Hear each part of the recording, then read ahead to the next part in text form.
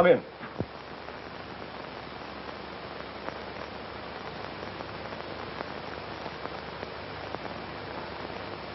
Come in, come in.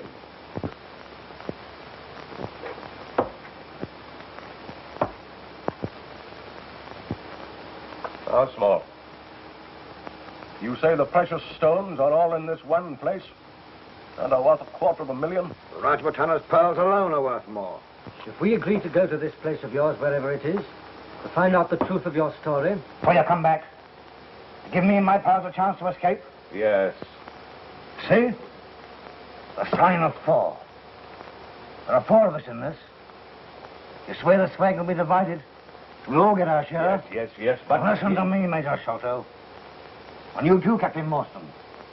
If you double-cross me, I'll break out of here anyway, somehow. And if I do... If you don't trust us, you'd better go back to your solitary confinement. Where is this place? The fortress of Agra. That is the ground plan. The 337 you see there means that from this cornerstone, you count 3 bricks up, and 37 along to that point. The sparklers are there.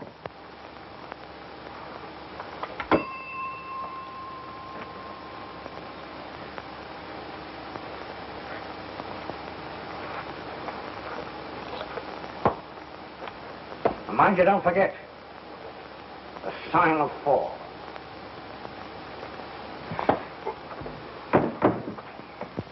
Three bricks up. 37 along.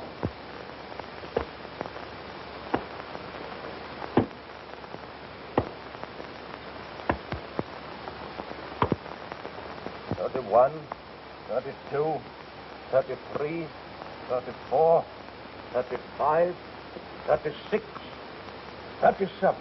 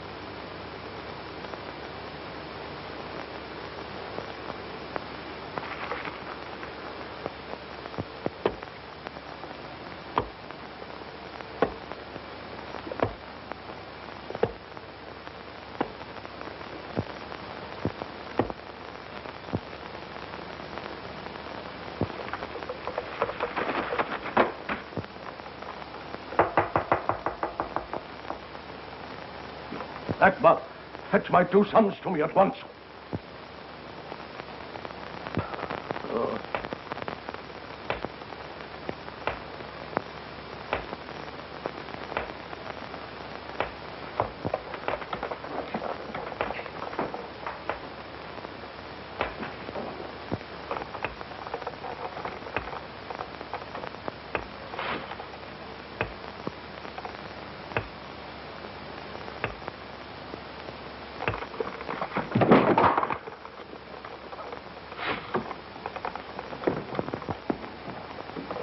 What are you doing out of your chair? What's happened? Just getting back. Father. Sit down. Wheel him back to the fire. For God's sake, keep him away. Don't let him kill me. Don't let him kill me. There. No one's going to harm you. We'll protect you. Not from Jonathan Small. He'll kill me. He said he would. He escaped a month ago from Andaman. Jonathan Small? Who is he? He's only 1 leg. The other's wood. I robbed him of his treasure and killed Morstan in a fight over it. Treasure? Yes, that's where our money comes from. Morstan had a daughter. Mary, I think her name is. Runs a florist shop in the West End. Look. Open the top drawer of that desk.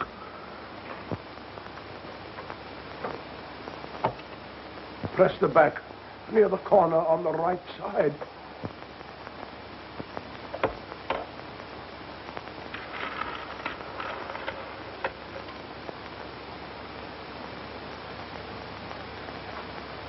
Here. I'll keep that. Be careful. Be careful. Oh, my sons, don't quarrel over them. What suffering they've caused already. Those are the Rajputana pearls. I want them to go to Morstan's daughter. You must also give her 1/3 of the rest. Yes, Father, I promise. Where is the rest? I've hidden it in Pondicherry Lodge. Where? Upstairs, in the... Listen. Listen. Do you hear? Do you hear? That stump. Stump. That wooden leg. No, of course you don't. It's only in my head, pounding there. I do hear it. I, too.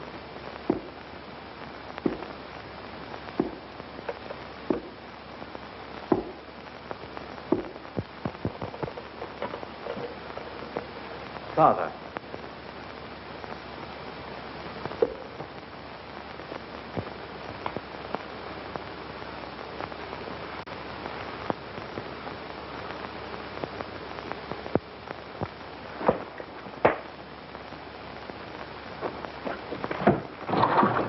Father. Ekbar, go outside. There's a man. Stop him. Stop him. He's dead.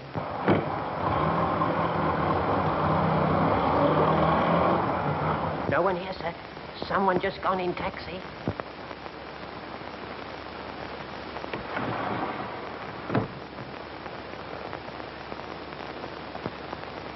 He never told us where the treasure is.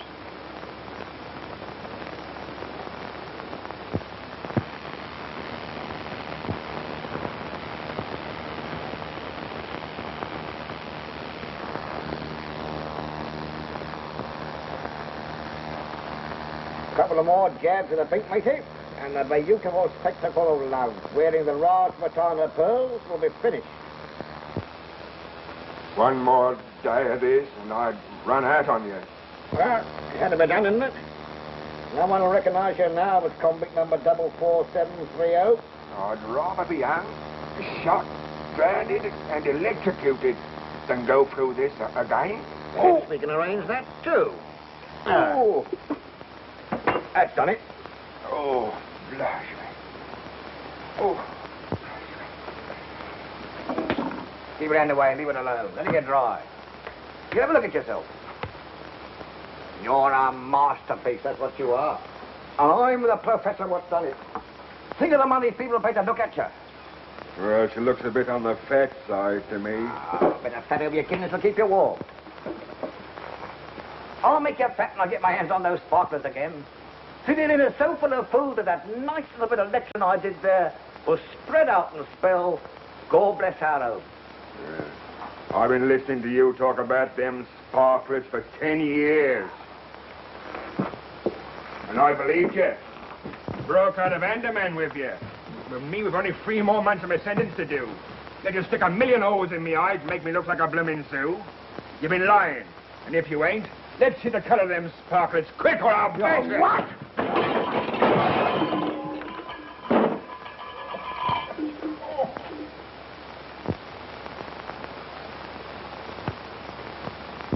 Now, be a good boy and do what Papa wants you to.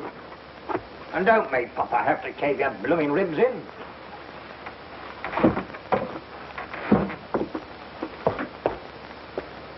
Go on, matey. You don't think I spitted in that stinking prison for 20 years without getting educated, do you? They said they sent me to quad to learn me a lesson, and I learned it. But I've been through Oxford. In the first place, most of the treasure is safe. How do I know? Because old Sholto hadn't got the nerve to use much of it. And how do I know he hadn't got the nerve? Because I looked at him once, and he kicked the bucket.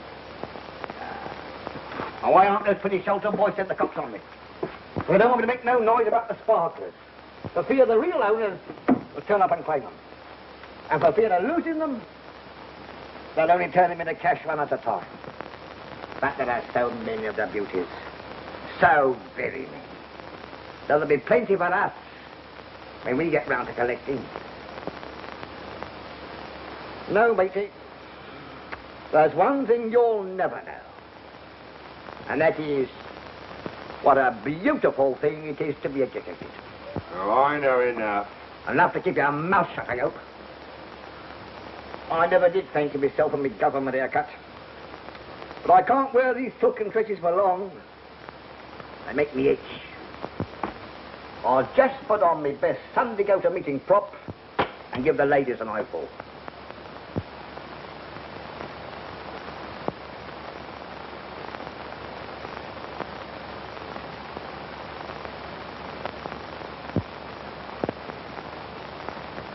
Now you stay right here in the funfair and keep your own fires burning.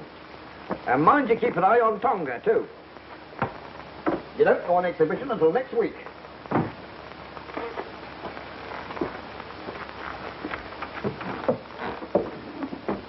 If I was to say to you, now for the treasure of Monte Cristo and the world is mine, you wouldn't know what I meant, would you? No. Of course, you're not educated. 10 years in the pen and never learned nothing.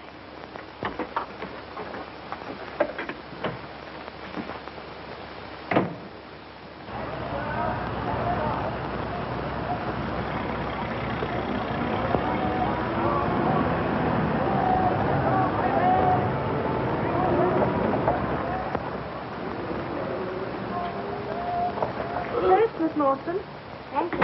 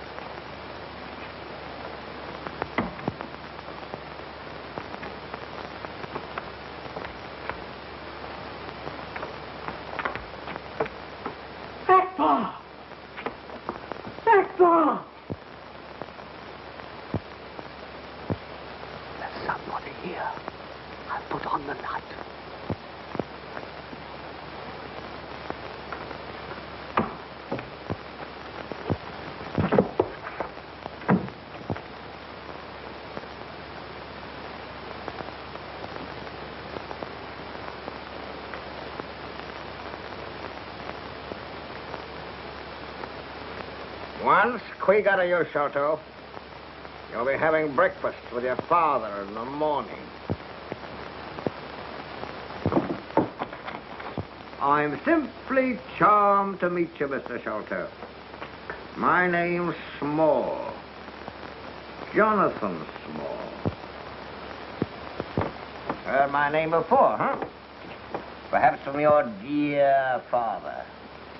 Nice man, your father, wasn't he? Yes. No lie. He was a dirty, rotten sneak thief. A worse cook than him never lived. Did he tell you he was a murderer, too? Did he? What? He confessed all those things just before he died. Huh. Did he tell you all about the treasure? Did he? Yes. Matey, we've been wasting our energy upsetting the gentleman's house. All we got to do was to ask him where my pretty sparklers were, and he'd tell us. Where are they? I don't know. Huh? Father died before he could tell us. I'm disappointed in you, Sholto. I thought you too much sense to play with me. The treasure's hidden somewhere. We've not been able to find out where. All of it? Yes, all of it. Hesitating a little. That means you're lying. Listen to me, you little rat. We're going to get this stuff anyway. Whether you tell us or not, or whether you die or not. So spit it out.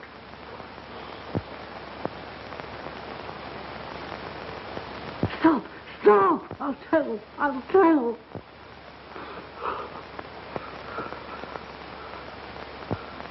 Well?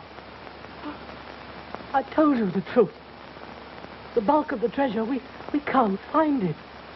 Only the pearls. The Rajputana pearls. Where are they? Promise that my brother and myself won't be harmed.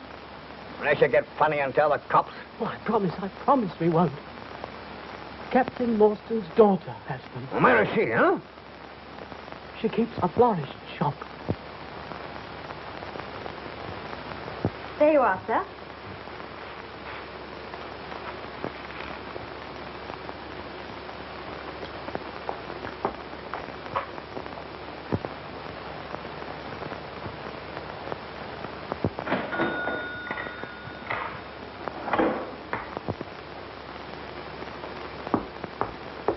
Your change, sir. 2 and 6, 5, and 5 makes 10.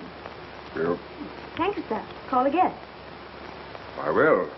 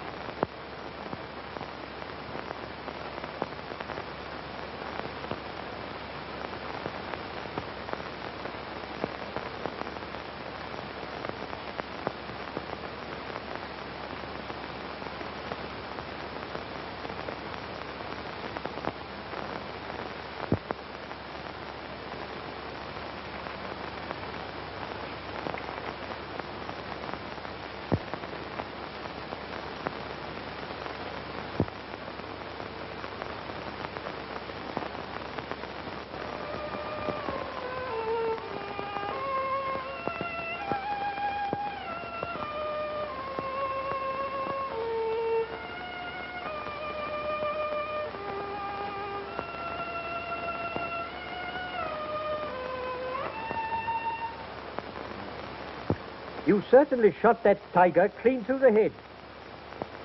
And he was a beauty, too. How on earth could you know? You're a very remarkable man, Watson. Me? The finest audience in the world. I never cease explaining my methods to you. And apparently your amazement grows deeper every day. But how could you possibly know what I've been thinking? You were looking at those tiger pictures in the paper until your eyes were nearly popping out of your head. Your expression then was unmistakable. Yes, I suppose it was. Yes, you came down to earth and realized that tiger shooting is no longer for you. Very simple, really? Yes, like all great things, Watson. You know, I owe you an apology. You come here for adventure, and I've none to offer you. Very soon, out of London's teeming millions, some distressed person will step up to the door and knock. Ring, Watson. The knocker doesn't function. You should have noticed that. Oh, very well, ring then. Ah, she's made up her mind. What? Who? Look. Evidently you find the young lady's case interesting already.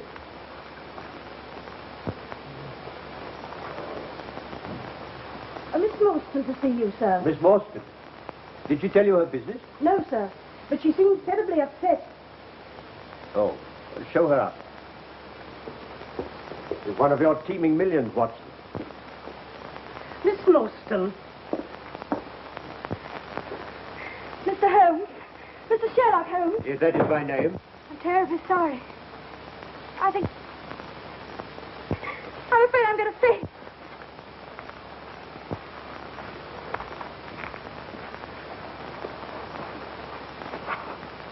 I'll get some brandy.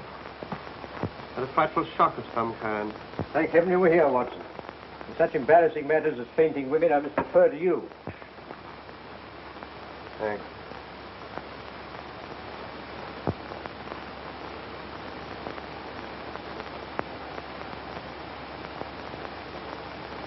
That's better. Now you'll feel all right again in a minute. I feel terribly ashamed. I apologize.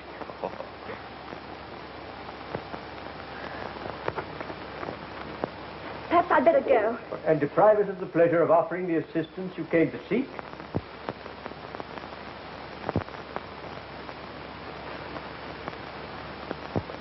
Miss Morstan, tell me, why were you so afraid of being followed here? How did you know? Well, there's hardly a mystery. I simply observed it from the window. Oh, Now, Miss Morstan. it's rather a long story. Shall I begin at the beginning? Yes, please do. An amateur investigator like myself can't have too many facts of a case to work on. A number of years ago, my father, Captain Morstan, mysteriously disappeared whilst on his way home on leave from the Orient. Morstan. Captain Morstan. Something to do with a convict settlement at, Andaman Island, was it? Yes, I remember. You remember?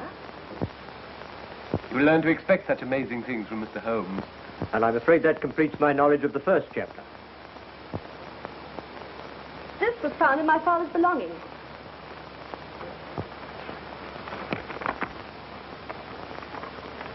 Appears to be the diagram of a large building. A fort, perhaps. Now, what's this? 4 names. Look, here are 4 crosses. Yes, 4 crosses. When I first saw that paper as a child, I wondered what those crosses meant. And today when I saw it again on another paper... Again? Yes. That's the modern side of the story. It's all very simple to me. First, we does both the Sholto boys in with a nice little bit of cutting round the jugular vein. And for the matter of that, sticks a knife into the Morstan girl if she won't tell. Then off we go to South America with the sparklers.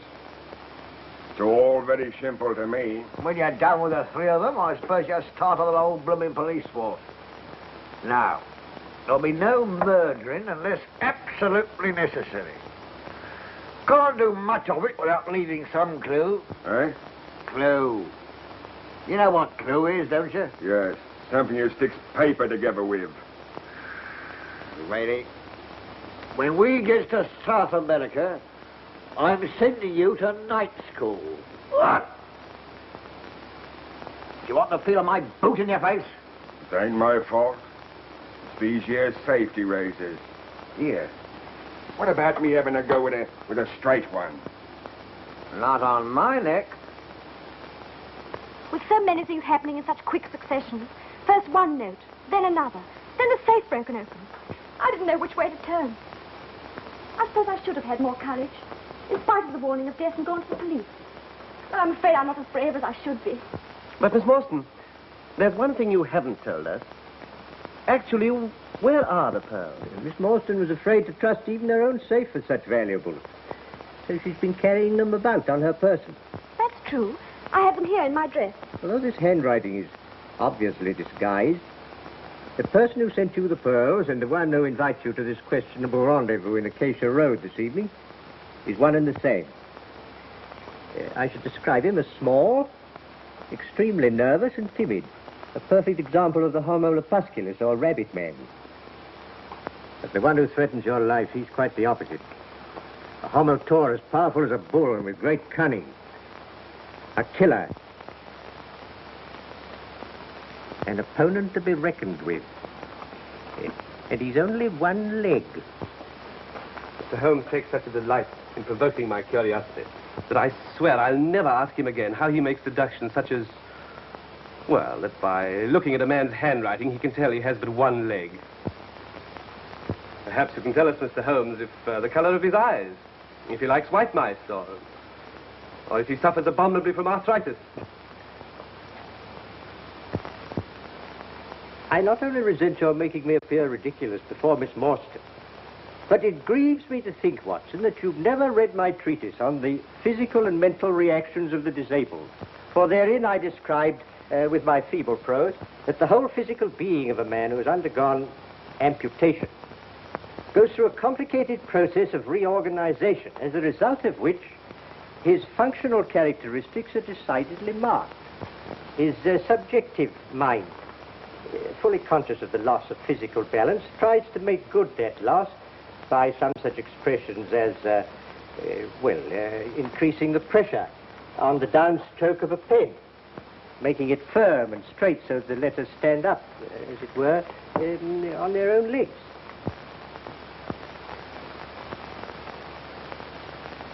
Do I make that quite clear? Perfectly. Miss Morstan, I don't want to alarm you unduly, but your Homo taurus friend is unreservedly dangerous. For that reason, may I suggest that you accept my meager hospitality until the time of your departure for Acacia Road? Thank you so much. Oh, but I don't want to go there alone. It states in your invitation that you will be allowed 2 friends. May I have the privilege of appearing as one of them? Thank you very much.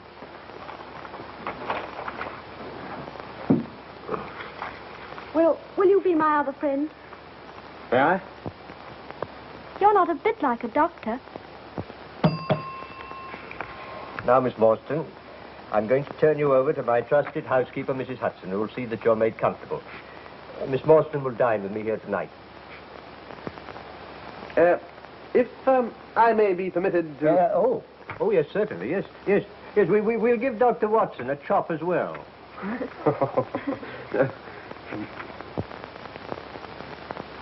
I don't want to interrupt the violent flutterings of your heart, Doctor, but perhaps you'd be interested to know that never in my career have I encountered a more intricate case.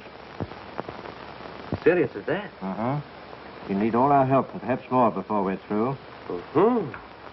And under no circumstances must we allow her to go back to her shop. Shop? She said nothing about a shop? No, but I think you'll find that she runs a small florist shop in the West End of London. How can you possibly deduce that? Neatly, but not smartly dressed. Yet she wears an expensive orchid. Orchids are not a suburban trade.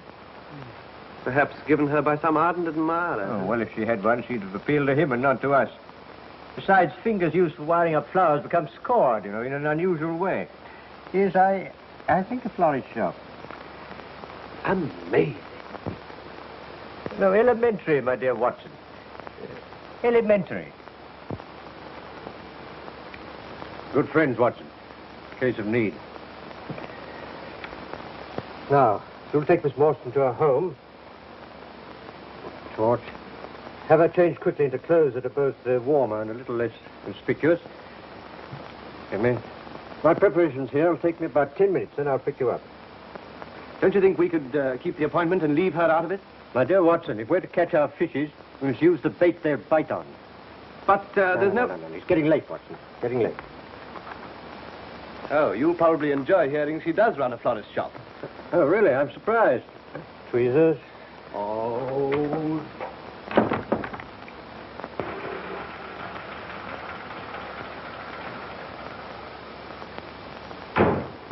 Here's your adventure, all right, Watson. Miss Morstan, go and knock at the door. We'll be here, watching.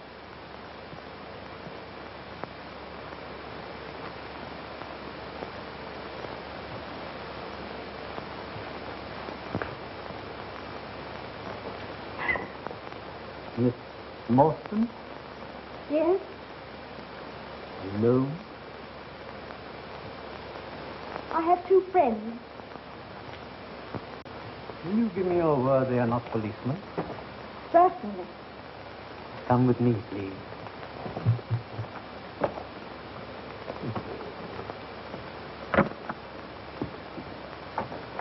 Miss Morstan? Mr. Holmes and Dr. Watson. You've kept your taxi, I see. Good, good. Your journey's not over yet. You've news for Miss Morstan?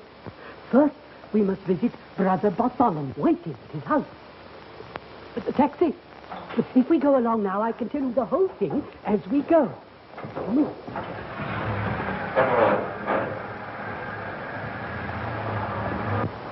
And last night, my brother found the remains of the treasure under the attic flooring in Pondicherry Lodge. Such magnificent jewels I've never seen. I at once demanded they should be divided according to my dying father's wish. I told my brother that I should add my share to yours. It was the only way I could repay you for my cowardice in divulging to Jonathan Small your name and that I had sent you the pearls. Oh, Bartholomew was white with fury. We quarreled violently, and then I went home and wrote the note that you got this morning. You see, I thought that if you were to come and demand your share in person, he daren't refuse, in case we should hand the whole matter over to the police. You acted wisely, Mr. Sholto. I'm glad you think I've done one right thing. It took more courage than I thought I had to face the daughter of the man that my father murdered.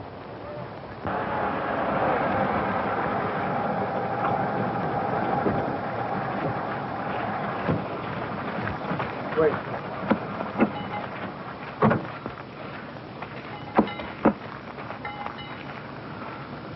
McMurdo, Mr. Thaddeus.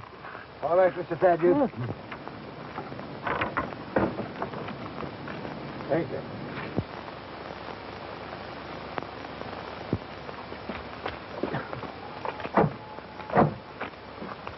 That's all right, McMurdo. Good night. You're not frightened? Terribly. But rather thrilled, too. Mr. Holmes.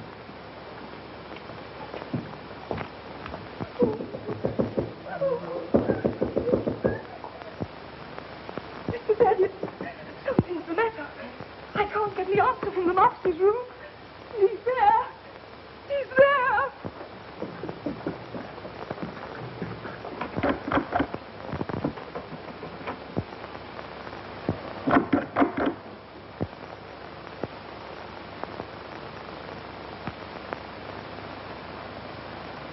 Oh, there's something devilish in there, Watson. Look. Mrs. Bluntstone, a lamp.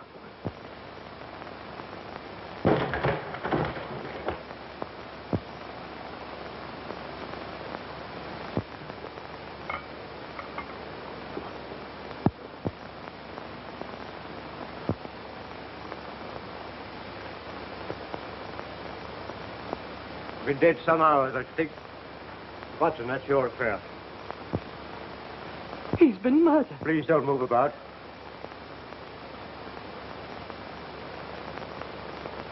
Well, Watson?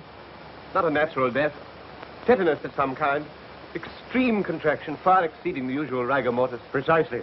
Some powerful alkaloid poison, like strychnine.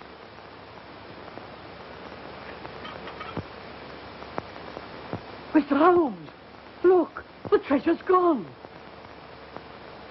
It was there on the table. That's the hole we lowered it through. We've been robbed, and he's been murdered. The police. They'll be called in. They'll find out about the treasure and say I did it to get the money. You don't think I had a hand in it, do you? Gentlemen, I didn't. I swear I didn't. Steady. Yes. Mr. Sholto, go straight down to the police station and report the matter yourself. Yes.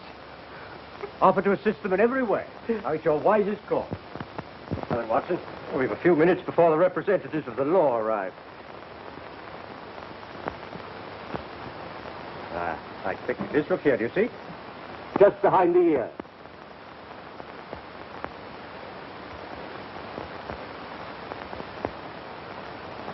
Looks like a thorn. Don't touch it, Watson. It's deadly poison. This is a dart that's been shot with such force from a blowpipe that before the victim can recover from the shock of the impact, the poison takes effect, causing almost instantaneous death. Such weapons are used by the natives of the Malay Peninsula and the Andaman Islands. Andaman? Yes. Yes, that's pretty conclusive, isn't it? Look here. Look here, it's the same 4 crosses. Sign of 4. Jonathan Small. No, possibly not, Watson. Remember, Small's only one of 4. But more significant still, these crosses have been made with a tattooing needle. The tattooed man. Oh, well, that's frightfully simple, isn't it? Is it? Well, now we know who did it. All we have to do is to catch him. Yes, that's all. Yes, well, will you go out and catch him, and I'll wait here till you come back? Yes. But where'll I go? Exactly. Let's leave jumping to conclusions to the professional detective. I prefer to employ my usual method of carefully reconstructing the crime in the hope of finding some clue that will lead us to the whereabouts of the criminal. Just stand on one side, will you, Watson, so that your footmarks don't complicate matters. Now, how did he come? And how did he go?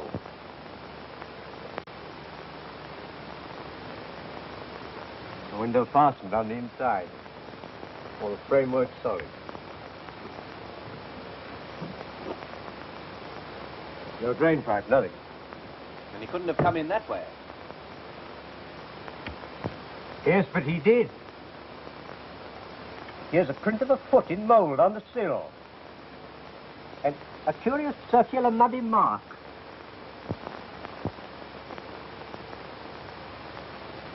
Right, there it is again upon the floor. And here again by the table. Do you see that, Watson? A perfect demonstration. That's not a footmark. No, it's something much more valuable to us. It's the impress of a wooden stump, my dear Watson. A wooden-legged man. Yes, precisely. Yes, but no one could scale that wall, much less a man with only one leg. No, but suppose he had a friend here who lowers a good stout rope. How could he have got in? Not the window. Not the chimney. That's too small. Lend me a hand, Watson. Now we'll have a look at the secret room where the treasure was found. We can surmise that Homo Taurus was here, but the number 1 man, the one who's skilled in the use of a blowpipe, who is he? The tattooed man. No, I think not, Watson. No one but a native could have such deadly aim with such a strange weapon. The tattooed man is described by both Sholto and Miss Morstan as a giant. We must look for someone small who could scale the side of a house without making a sound. There you are, Watson. This huge trap door leading onto the roof. Now, if I can push it back with ease. Well, that's how number 1 entered.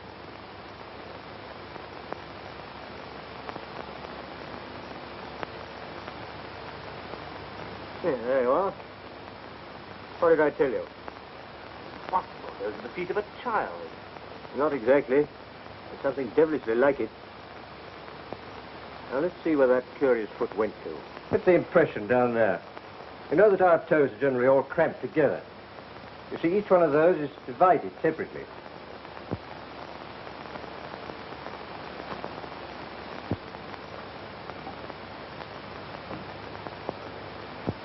Perhaps you'd better rejoin Miss Morstan downstairs, Watson. She might be frightened when the police arrive.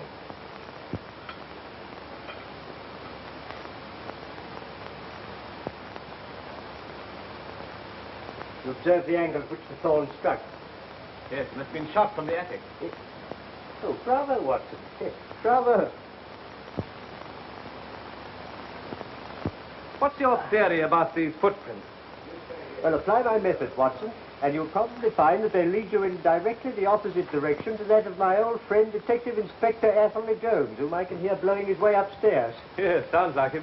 Yes, unmistakably. He'll begin by telling me that an ounce of practice is worth a ton of theory, and then proceed to arrest everybody on the spot. The house seems as full as a rabbit warren. You stay here. Sergeant, have a look at the other rooms. Yes, sir. Hello, who are you? Oh, if it isn't Mr. Sherlock Holmes, the amateur. How are you, sir? I'm all right, Jones, thank you. How are you? You know Dr. Watson? How are you, Doctor? How are you? Well, I'll be off.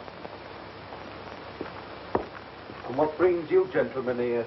Oh, just a little private investigation. Oh, I thought you'd given up our line of business long ago. No.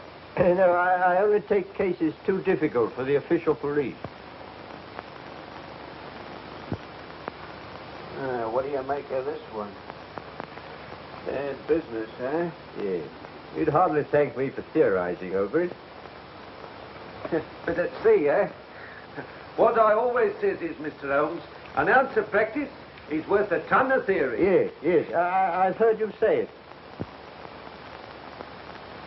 Sherlock Holmes will never rest until this mystery is solved. What do you think of this theory, Mr. Holmes? Yes? The fellow Thaddeus was with his brother last.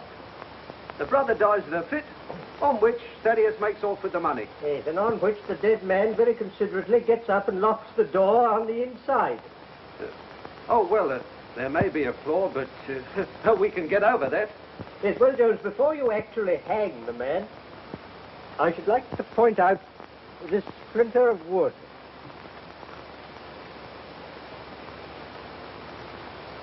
Nasty-looking thorn. Yes. Be careful, Jones, it's poison. It was found in the dead man's head. Does that fit in with your theories? Perfectly. The only question is, how did he depart? Ah, of course. The hole in the ceiling. He knows the house. I suppose you noticed the hole in the ceiling? Yes, I did notice it in passing. There's a trap door leads to the roof. There, you've proved my case. Pretty quick, eh? I can safely say, Jones, that I've never seen anything quite like it. An ounce of practice? Well. Constable. Sir. Ask Mr. Thaddeus Sholto to step up here. Right. No, my dear Jones. Now, Mr. Holmes, I know you like poking your nose in these things, but you better leave this to me. Mr. Thaddeus Sholto, I must ask you to accompany me to the station. It is my duty to inform you anything you say may be used in evidence against you. Don't be alarmed. I think I can engage to clear you of the charge. Oh, you do you? Well, you better not promise too much. All right, Sergeant, take him away. I shall want to question the others. They may all be in this. Oh, Watson. The girl all right? Yes. Good. You found out anything further? Yes. But I have to pay a visit to Mordecai Smith. Is that the name of the murderer? No, it's the name of the man who's been engaged to help our little band of super criminals to escape. Well, how did you find that out? Well, quite simply, Watson, this rope told me all about it. Huh. I've heard of walls having ears, but never of a rope that could talk. No, well, this one can. I found it on the roof. It was brought here by Small and used by number 1 to get him up the outside of the house. You see, Jonathan Small, like most master criminals, never commits a crime until he's perfected the method of his escape. But with only one leg, this isn't easy. He can't leave by one of the Channel ports because the authorities would immediately search all one-legged men. He can't stay in this country, because sooner or later he'd be hunted down. So he arranges to be taken to sea in a fast, small boat and then transferred to some tramp steamer, bound for Africa or South America. Perhaps he's already escaped. Not small. He's waited 20 years in prison planning his revenge, and he won't leave till he's completed it. He won't leave without the Rajputana pearl, the most valuable part of the treasure. And pearls are easier to dispose of than diamonds and other jewelry. Well, where does the rope come in? Mordecai Smith. Is his name on it? No, but it might as well be. In the first place, it's been bleached and soaked by long immersion in salt water. If you'd like to taste it, Watson. No, thanks. You see, at this end, there's a splice loop, which bears the imprint of constant chafing caused by a small ship's brass capstan. The rope is made of cotton. It's not strong enough to hold a large boat. And it's of so soft a texture that it has evidently been used to protect a highly varnished surface, which suggests a speedboat or a launch. On the end of the rope used for tying the boat to a wharf, I found embedded a quantity of powdered malt, which led my thoughts to a warehouse where malt is unloaded. Near such a warehouse lives a man that I've known for years, who runs a small pub as a sideline, but whose real underworld business is smuggling. He smuggles contraband to and from boats at sea. Yes, sometimes his contraband are criminals that the authorities are after. So you see, I really must go to Mordecai Smith's. Positively amazing. Shall I come with you? No, Watson, no. You asked for the job of looking after Miss Morstan, so see that you do it. Oh, request Inspector Jones, very courteously, to assign several of his men to guard Miss Morstan day and night. Don't forget, Small's still at large, and so are his diabolical helpmates. Yes, protecting Miss Morstan's no small task. Yep.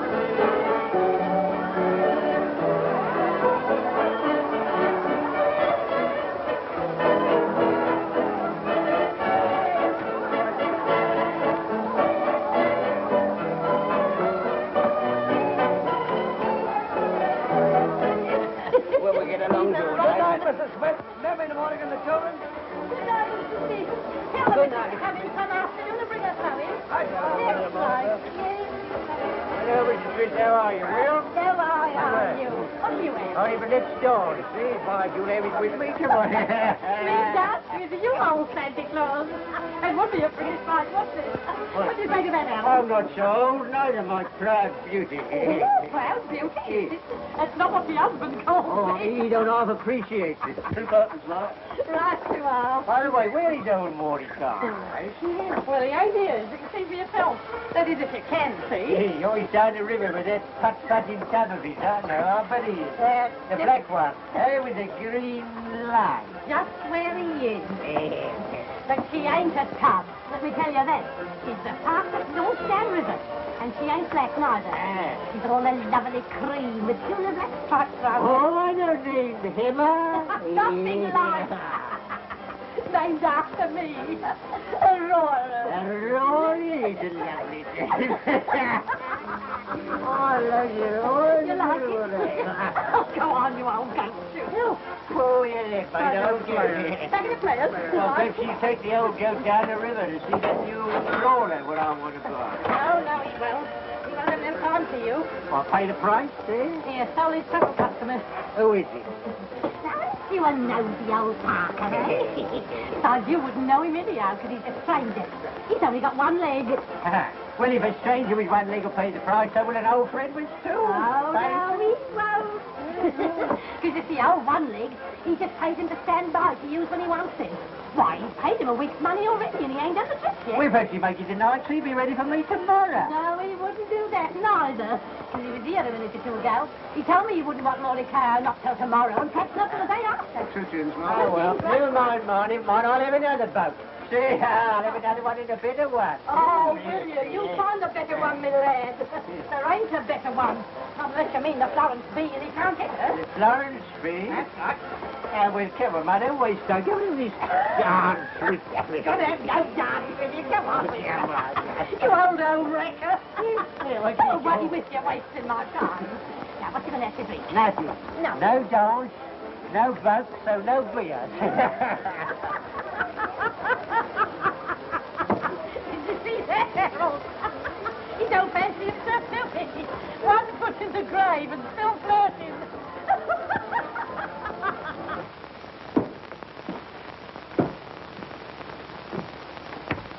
Tonga. Silver, yes, sir? Nice pretty diamonds in here, Tonga. Is Tonga good boy? You get some. Silver, good boy. Put that in a snake box. No one will look for it there.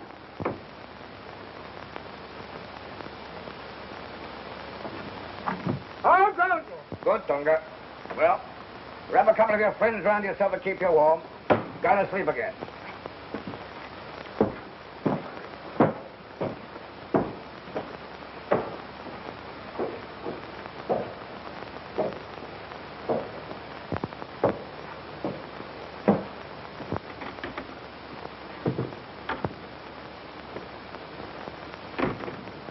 What do you think you're doing with them fireworks? I ain't taking no chances, no. What's the matter with you? You never seen a ghost? It's worse than that. The cops is after us. How do you know? Went round by the girls' flat over the florist shop. Cops and plainclothesmen all over the place. No mistaking what they're after. Put them rougher, eh? Come on, squeal. Come on. Let Marston keep her pearls. Let's take what we've got and knock it. Shut up! Crack them up. I'm going to have them all. Besides, pearls are under the trace. And therefore easier to sell than the diamonds and the other stuff. Well, give me mine now and I'll look it. You haven't got a chance to get away with your brain. Well, let's get out of here anyway. Listen to me. How many times have I got to knock into your block? Now, when you've done something the law says you shouldn't, don't start changing to new places. It's then that you get spotted. Stick to your business as usual and look as innocent as an angel. We stay right here in the fun fair and show tomorrow night the same way as we've always done. Me, you, and Tonga. Understand? And tomorrow night... Who is it? It's I, Dr. Watson. Oh, come in. Just inspecting your guard. Got one officer outside the door here, 2 downstairs, and 1 in the courtyard outside. Doesn't that give you a feeling of protection? I suppose so. It seems an eternity since this morning. You must try and get some rest. Wipe today clean out of your memory. I'll be all right. I think I'll have a good cry. That'll make me relax, and then I shall sleep. You absolutely insist on weeping. Can I offer you my shoulder? I fainted once today in front of you. I think I'd better have my cry in private. Please go. I feel terribly weepy.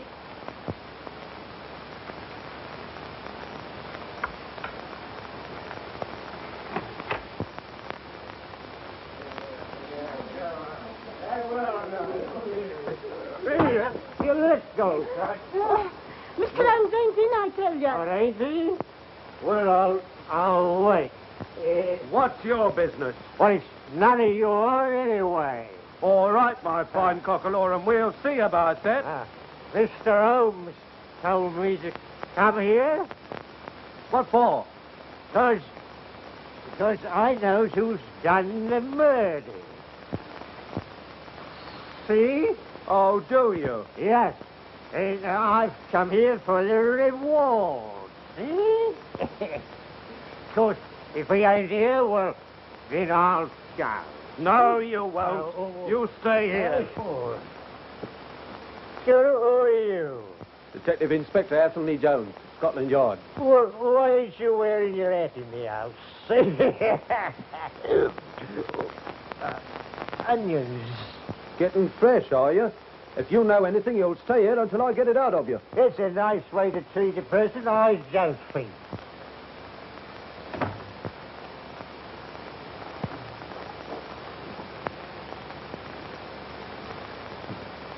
Try the other way, my dear Jones. The lock is reversed. Ah! Ruth. Oh, no. What a turn you give me. Whiskey and soda, Mrs. Hudson. Whatever have you been doing in that get-up? Attending a fancy dress ball. Pleasure before business, eh? I thought you took your detective work seriously. Well, this case is so simple, Jones. It hasn't required much thought. That's right. I've got the murderer in custody now. Ah, no doubt. Jones, by the way, I'm expecting some further developments tomorrow. I may need a lot of help. Will Scotland Yard stand by? At your service, Mr. Holmes. Always believe in encouraging you amateurs. Someday you really might find something. Who knows? Flatterer. Will you be at the examination of the prisoners tomorrow? No. Case couldn't be in better hands. That's what I like about you, Mr. Holmes. You appreciate me. Good night. Good night, Jones.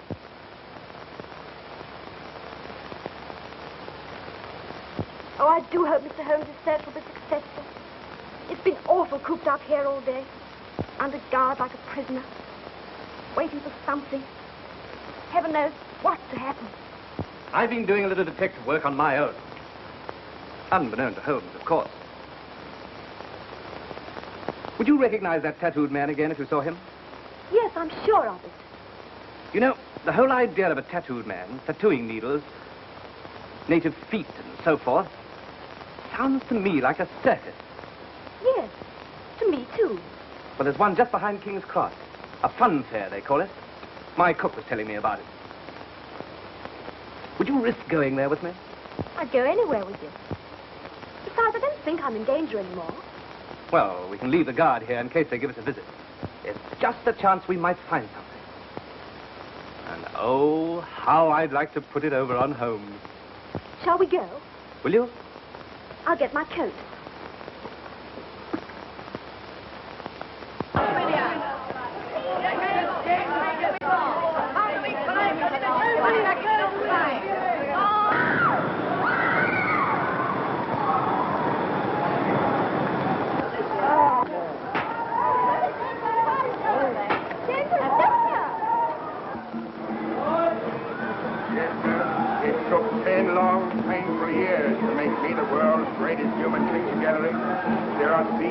My body proved terrible and shocking to describe. Well, friends, into these marvelous things you see on me, the professor inside can duplicate on you in a few minutes.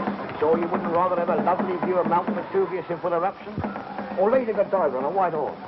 No fear.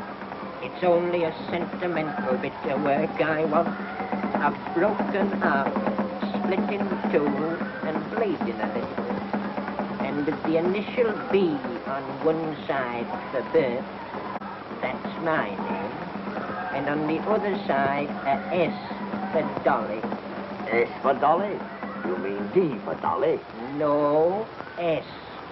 Her name's Dolly, but I always called her Sugar. That is a sweet name, to be sure. Ladies and gentlemen, look how the deadly python got the little tongue. Fondles and caresses him, but it ain't love, it's fear. Why? Oh, she bites off their heads. They've seen it done hundreds of times, and so can you. For tuppence. Look at him. I believe we've come to the right place. A native, you mean? He looks like a murderer. Look! There's a tattooed man. Allowed you supposed to be a detective. Most strange, you simply must see him. There's everything from ferocious animals, Daniel in the lion's den, beautiful ladies, artist models, which seem to be breathing and moving about with the artistic appreciation of the men.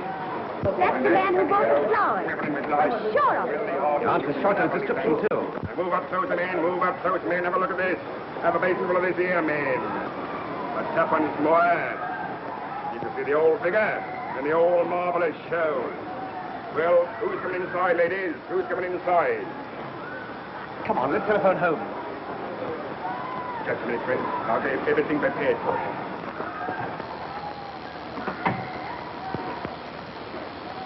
Professor? What's that? Off bow, Doctor.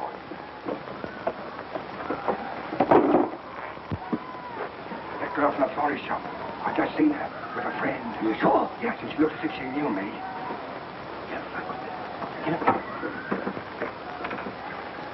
Sorry, Bert. Can't finish it off today. Call again tomorrow. I'll do a nice wreath for you for nothing. Thank you, Professor. It hurts anyway. I'll only be a minute.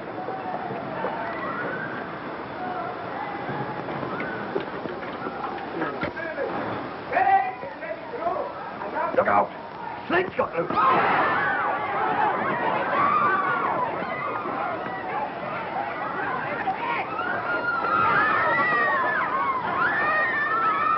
Get rid of him somehow. Come on, give me that bag, quick. You two, Tonga, come along. Ah, forget your snake, come along. I'll buy you some more South America. Come on now.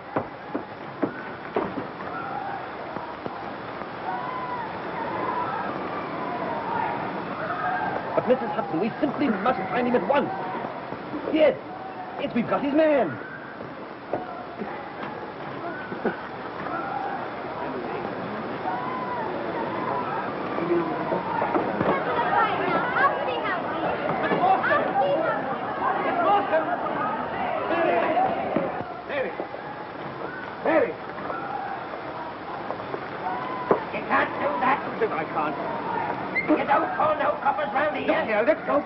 Don't blow it, Watson. I don't want the police here yet. Thank heavens you've come. Mary, she's disappeared. She's gone. What you don't say you've been fool enough to bring her here? Yes. Then Small's gone. What? They're on their way to Mordecai Smith.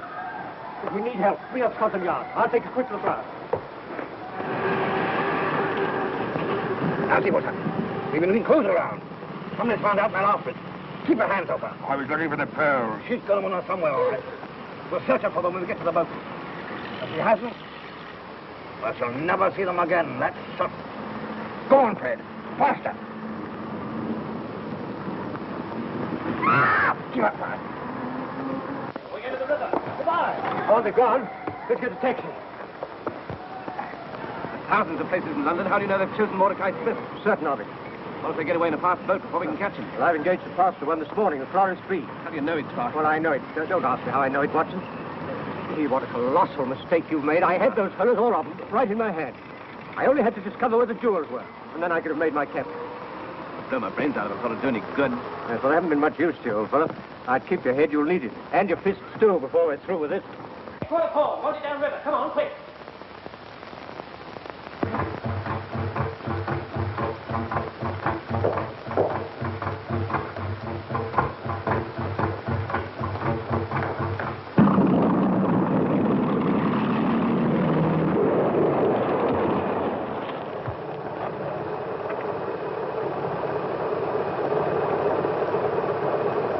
You keep your mouth shut. Come on, baby. Your roll is just down here. Come on.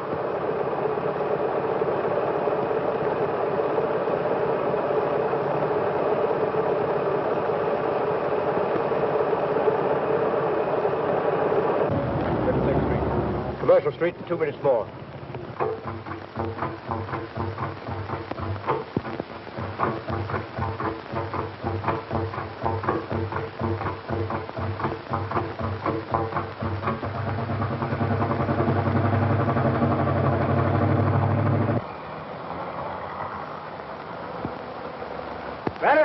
Bennett!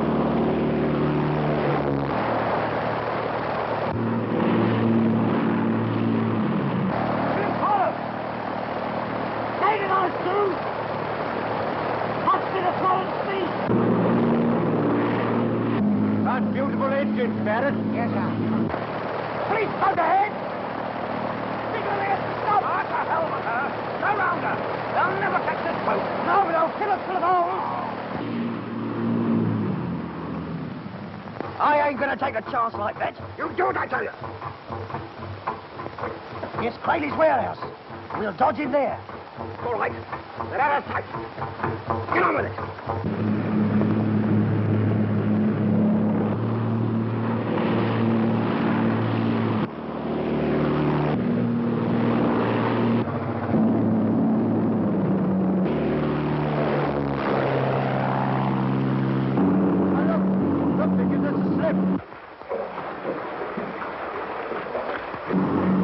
Mordecai knows this river like a book. So do I, Mr. Holmes. We'll follow him there. Now, there are 2 trap doors underneath the warehouse floor.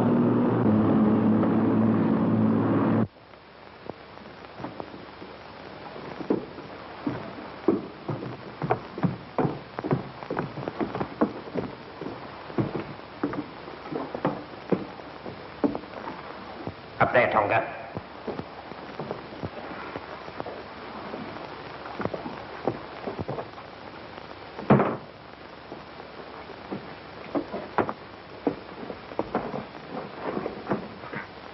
Come on. Where are those pearls? Come on, where are they?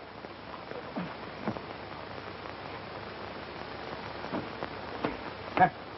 There they are, my beauties. I got Tonga place where you can do the most good. We're going to fight for it if they find us. It's hanging if they catch us anyway. We've nothing to lose. No, but I have. We don't need you.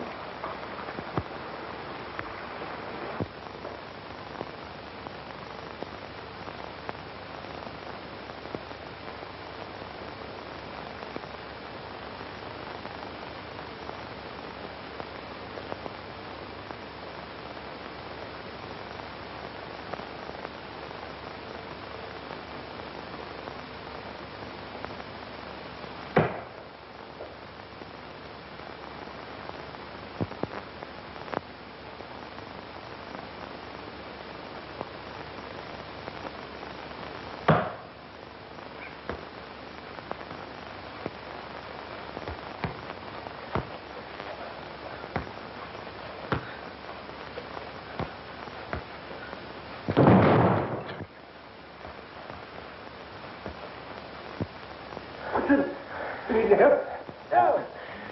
I got Thaddeus. Force to loose. But I'll come.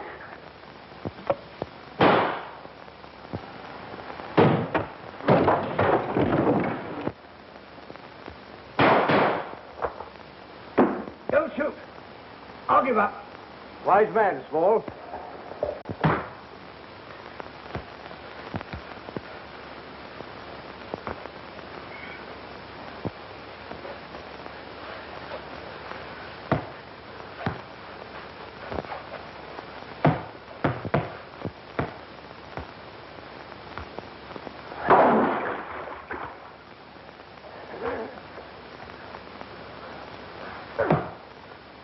Watson, where are you? Oh. Yeah. Where's Mary? We'll find her.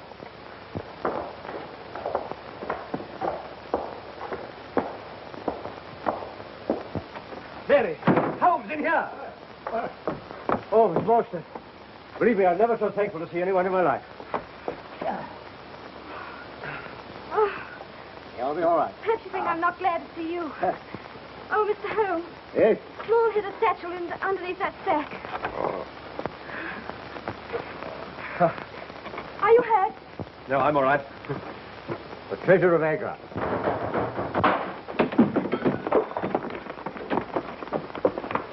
Who's in there? Oh, Holmes. Welcome, Jones. Welcome. Listen, there's a one-legged man mixed up in this and a tattooed man, too. Oh, really? Really? Well, we've left some for you to have a look at. By the way, they left this satchel behind. It's probably of no value. No value? Why, it's full of sparklers. You amateurs always overlook the important things. Here's Mordecai Smith, if you want him. What's he got to do with it? I want to know where the pearls are. Yes, where are they? Small's taken them. Then they're at the bottom of the river where we can find them. Because now you'll be so terribly rich that I can't even claim you as a friend, much less ask you. What? Sorry the jewels are distasteful to you, Miss Morstan, because I had the pearls. I took them from Jonathan Small when we first came to grips. I didn't want them to get wet. So I'm afraid you'll have to have them back. Amazing. Elementary, my dear Watson. Elementary. Please, ask me. Will you, Yes.